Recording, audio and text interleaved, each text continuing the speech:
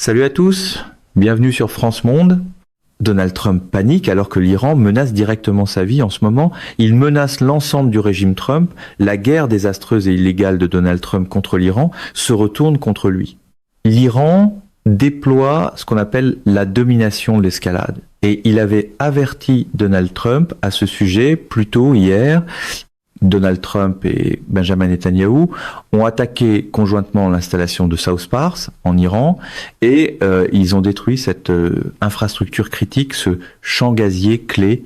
La réponse de l'Iran a été claire. Si cela arrivait, il attaquerait la zone des champs gaziers du nord reliée à l'installation de South Pars exploitée par le Qatar, la frapperait et retirerait 20% de tout le gaz naturel liquéfié mondial. Cette installation, Ras Laffan, qui est contrôlée par le Qatar, au nord, fournit 20% du gaz naturel liquéfié mondial. L'Iran la frappe. Le Qatar est absolument furieux. Un porte-parole des ministres des Affaires étrangères du Qatar a condamné, dans les termes les plus fermes, ce que Israël et les États-Unis avaient fait, même s'ils ont agi comme si c'était seulement Netanyahou. Mais l'armée américaine et tous les reportages ont confirmé que Donald Trump et Netanyahou étaient tous les deux impliqués là-dedans. C'est fascinant de voir à quelle vitesse une démonstration décisive de force se transforme en disparition soudaine dès que la facture arrive. Une autre chose que l'Iran avait dit vouloir faire, c'était faire exploser aussi les champs énergétiques saoudiens. Ensuite, il y a eu ces nuages en forme de champignons au-dessus de Riyad, en Arabie Saoudite, des frappes directes de drones iraniens. Le président du Parlement iranien, Ghalibaf, a présenté cela comme une logique d'œil pour œil. Selon lui, l'autre camp voulait l'escalade et l'Iran allait maintenant dominer cette escalade. En même temps, il y avait aussi des drones qui tournaient au-dessus de Fort McNair à Washington et personne ne savait d'où ils venaient. C'est là que vivent Pete Hegseth et Marco Rubio.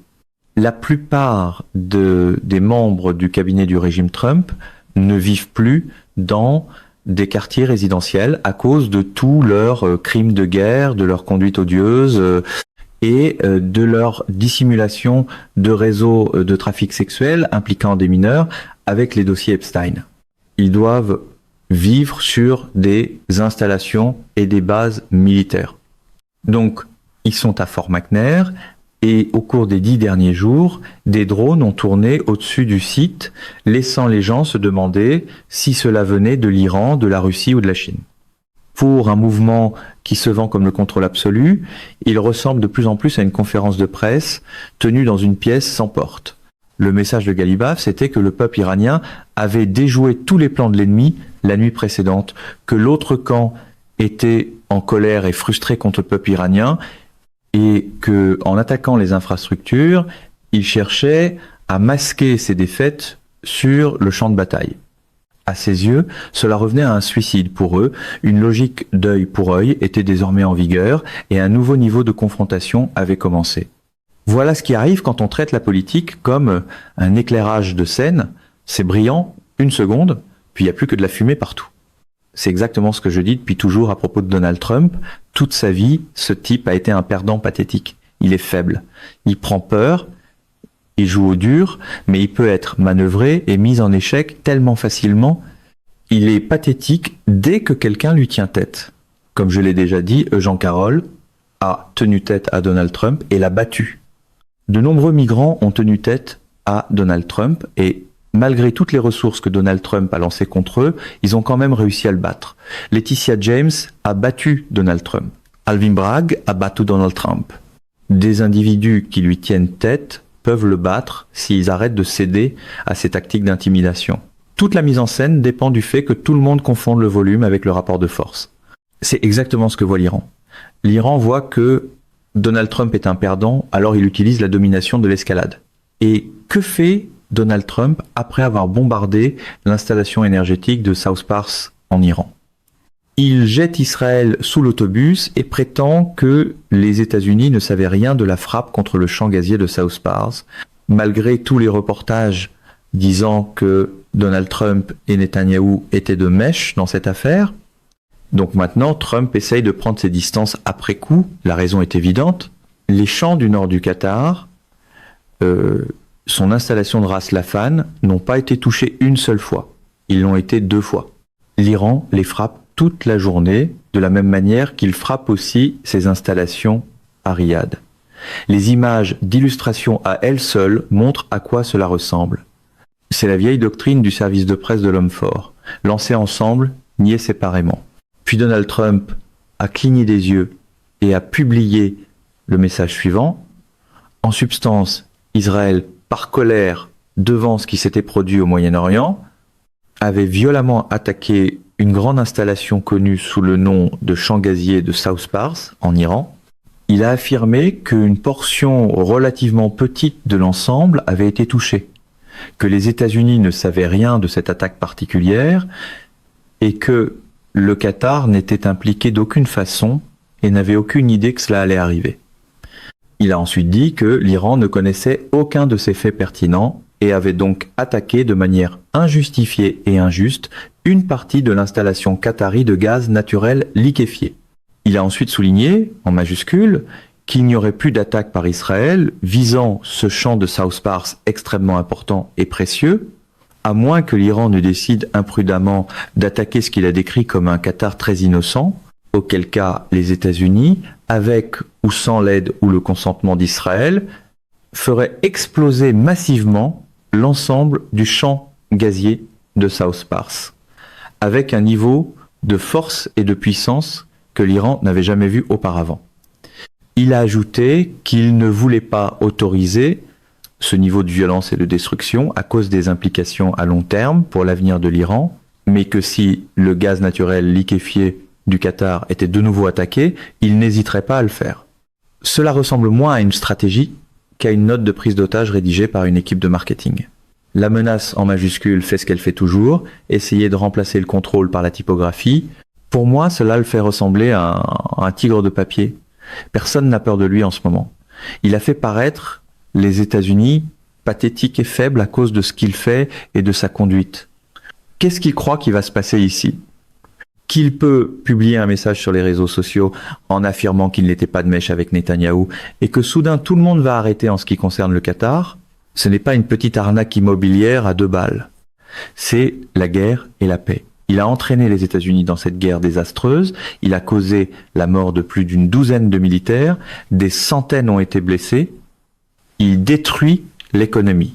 Le prix du baril de pétrole dépasse déjà $110 et je pense qu'il atteindra bientôt $150 le baril. Les gens n'ont plus les moyens de payer l'essence aux États-Unis. Les gens souffrent aux États-Unis à cause de lui.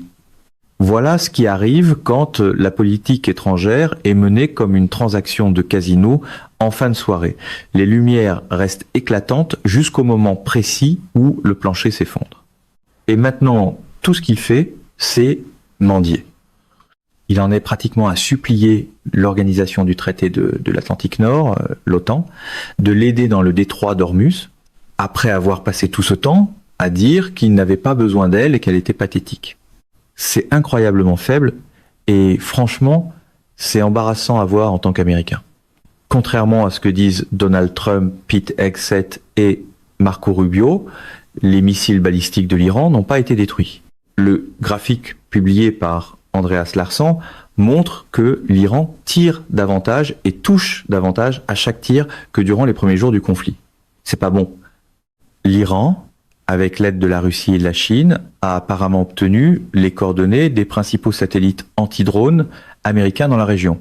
Nos radars ont été neutralisés, nos systèmes satellitaires ont été neutralisés, ils ont été neutralisés et maintenant l'Iran agit pratiquement en toute impunité. Ces milices en Irak montrent même des drones en vol démontrant qu'elles peuvent frapper où elles veulent. Ces drones FPV, à vue à la première personne, volent où ils veulent aller et frappent n'importe quelle cible qu'ils veulent. Malgré tous les discours sur la domination, la carte continue de répondre avec les reçus. L'Iran a dit qu'il allait frapper l'installation de Ras Laffan et les installations de Riyad, et c'est exactement ce qu'il a fait. Il ne bluffait pas, il a dit ce qu'il allait faire, puis il l'a fait. Le ministère de l'Intérieur du Qatar confirme qu'il fait face à ces incendies horribles. Pendant ce temps, le discours du camp Trump sonne encore comme s'il avait été écrit pour des caméras que la réalité a oublié de regarder. Il y a un point dont on ne parle pas assez ici. Le fait que ces installations soient en train d'être détruites n'est pas un problème à court terme. Cela pourrait prendre une décennie à réparer. Même si la guerre se terminait aujourd'hui ou demain, même si tout s'arrêtait simplement, les problèmes systémiques créés pourraient quand même prendre une décennie à corriger.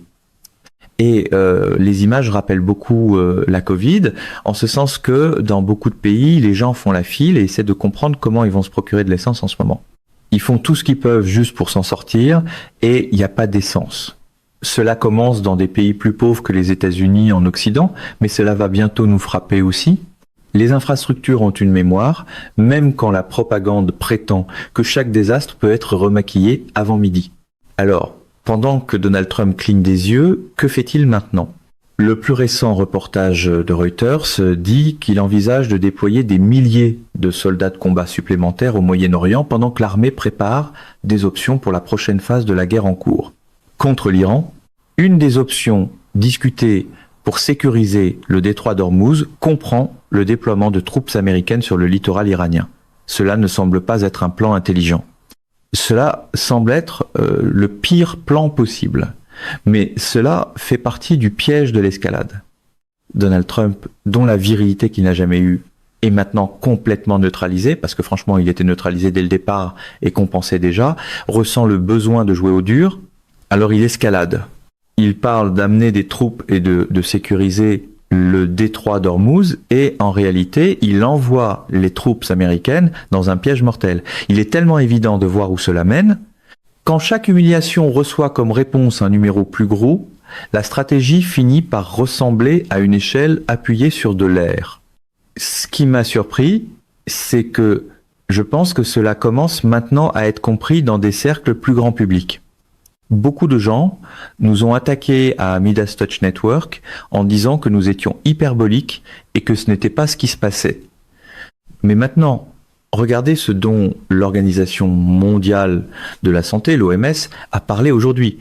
L'OMS se prépare à une catastrophe nucléaire, à un pire scénario potentiel pour le Moyen-Orient si le conflit entre l'Iran, Israël et les États-Unis s'aggrave encore.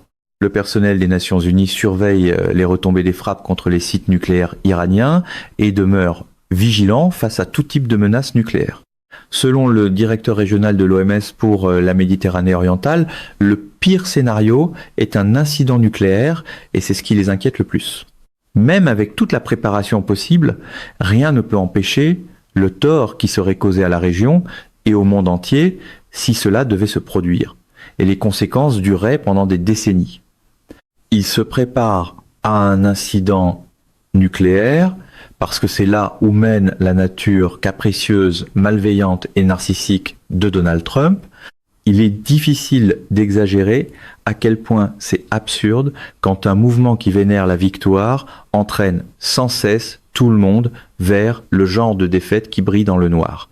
En même temps, regardez ce qu'il publie. Donald Trump relaie la ligne de son média de régime, le New York Post, selon laquelle les alliés des États-Unis doivent se ressaisir et intervenir pour aider à rouvrir le détroit d'Ormuz. Mais ce ne sont plus vraiment des alliés.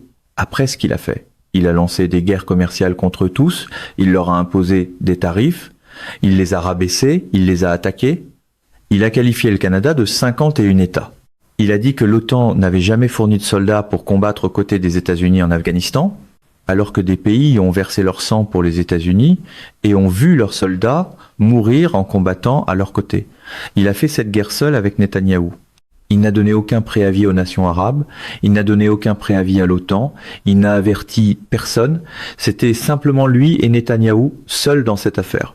Après des mois à traiter les alliés comme des accessoires, l'appel d'urgence ressemble maintenant à une alarme incendie déclenchée par la même main qui a répandu les allumettes.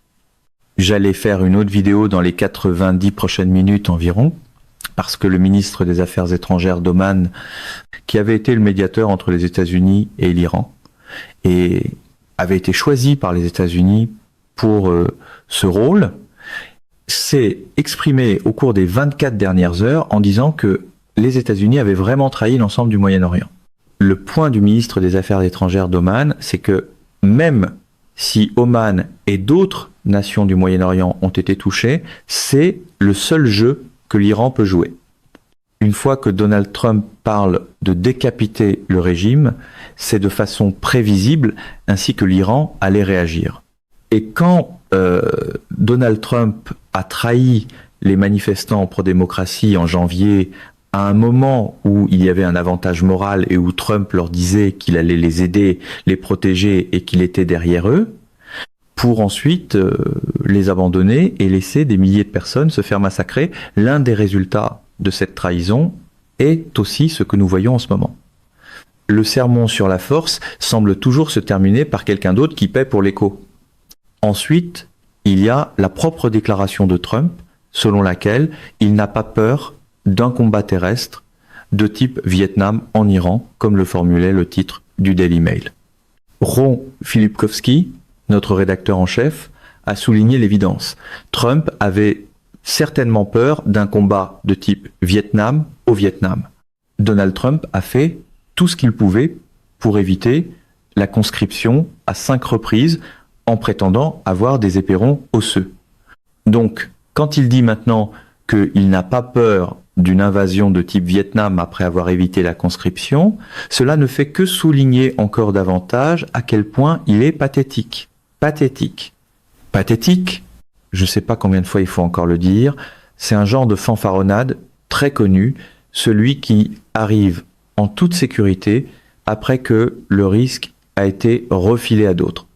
Les familles des soldats tombés dans cette guerre ne veulent pas de Donald Trump près d'elles quand il arrive avec des caméras et essaie d'utiliser les corps et les cercueils pour faire du financement. Ces familles, dont les proches reviennent dans des cercueils drapés du drapeau américain, ne veulent pas de Donald Trump près d'elles du tout. Mais Donald Trump, comme le prédateur qu'il est, continue d'amener des caméras et de se faire photographier avec les cercueils. La réaction des familles revient essentiellement à dire qu'elles ne veulent pas de lui là et qu'il doit s'éloigner. Même Fox a rapporté que lors du dernier transfert digne qui a eu lieu hier, les familles ont demandé que cela reste privé. Les dépouilles des 6 militaires américains tués dans l'écrasement de cet avion ravitailleur étaient ramenées à leur famille dans ce qui était évidemment un moment solennel, et c'était la deuxième fois depuis le lancement de la guerre contre l'Iran que le président assistait au rituel militaire solennel appelé le transfert digne. Mais à la demande des familles, le transfert devait rester privé. Il n'y aurait pas de caméra sur place, donc contrairement à ce qu'on avait vu dans le passé, il n'y aurait pas de scène montrant le président accueillant les héros à leur retour au pays. Même le deuil est traité comme une séquence exploitable quand la politique n'a plus de fond. Et malgré cela, contrairement aux souhaits et aux désirs de la famille qui a perdu des proches dans la guerre contre l'Iran causée par la nature méprisable de Donald Trump, il se présente avec des caméras et se met à publier sur les réseaux sociaux. Il est difficile d'imaginer quelque chose de plus pathétique ou de plus humiliant pour des familles qui n'en veulent absolument pas. Le réflexe est toujours le même. Si la politique échoue, transformer le deuil en décor et appeler cela du leadership. Je voudrais aussi souligner autre chose. L'Iran a intensifié ses attaques, non seulement dans certaines nations arabes qui l'entourent, mais aussi en Israël. Israël a été frappé très durement par l'Iran. Tel Aviv, le nord d'Israël, le centre d'Israël, ces endroits ont été frappés plus durement que jamais auparavant. Il y a des vidéos de stations de métro gravement endommagées. En même temps, les États-Unis et Israël frappent aussi des cibles iraniennes. Je ne prétends pas que l'Iran s'en tire facilement. L'Iran est frappé durement. Nous savons aussi que Trump et Netanyahou ciblent des civils, des écoles primaires, avec de petites filles soufflées par les explosions, 165 petites filles tuées, des installations de dessalement et des installations énergétiques. Mais la position de l'Iran est simple, vous faites cela, nous faisons ceci, puis il passe à l'acte. Donald Trump a cligné des yeux et a dit qu'il n'avait rien à voir là-dedans et que c'était Israël qui l'avait fait. Ce que cela enseigne à l'Iran, c'est qu'il exerce une domination de l'escalade sur Donald Trump. La doctrine qui sort de l'univers Trump semble être que la responsabilité est optionnelle jusqu'au moment où les représailles commencent. Et les nations arabes regardent Donald Trump se dégonfler en temps réel. De leur point de vue, tout cet arrangement de donnant-donnant était censé acheter la protection de l'Amérique, pas son amitié, et maintenant Trump échoue même à fournir cela. Au lieu de cela, il en est réduit à tweeter en majuscule et à supplier en pratique l'Iran de ne pas frapper le Qatar, tout en menaçant ensuite de faire pleuvoir l'enfer en réponse. Cela le fait paraître incroyablement faible aux yeux de l'Iran, et cela a aussi fait paraître l'ensemble des États-Unis incroyablement faible. C'est un imbécile pathétique, un perdant pathétique, exactement comme il l'a été toute sa vie, et en ce moment il le montre en temps réel. L'Iran sait que c'est un perdant. L'OTAN sait que c'est un perdant. Poutine sait que c'est un perdant. Xi Jinping sait que c'est un perdant. Il a couvert les États-Unis de disgrâce et de honte. Quand le rideau se lève, le mythe du point de fer révèle encore et toujours un comptoir de service à la clientèle avec des sirènes en arrière-plan. Mesdames et messieurs, notre émission d'aujourd'hui s'arrête ici. Nous vous invitons à partager votre avis personnel dans la section des commentaires ci-dessous. France, Monde, vous salue et vous donne rendez-vous très bientôt.